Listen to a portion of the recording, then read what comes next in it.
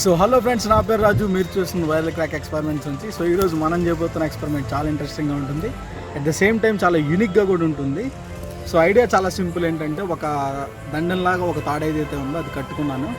So ఆ కట్టిన దాన్ని ఈ పోల్కి మధ్యలో కట్టాను. సో దానికి నేను 2 రాకెట్స్ని ప్లేస్ చేశాను.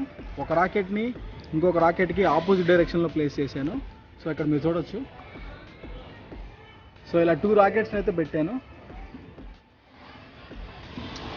సో దీన్ని ఆపోజిట్ డైరెక్షన్లో పెట్టాను. దీనికి ఇది ముందుకు తీసేసాను.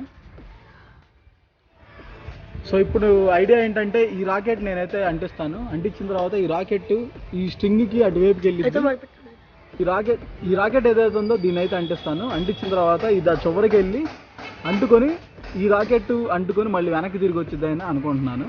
సో ఐడియా అయితే సింపుల్, కానీ ఇది అంటుకునిద్దా, ఒకవైపు నుంచి ఇంకోవైపు తిరిగి వచ్చిద్దా రాదని తెలియదు.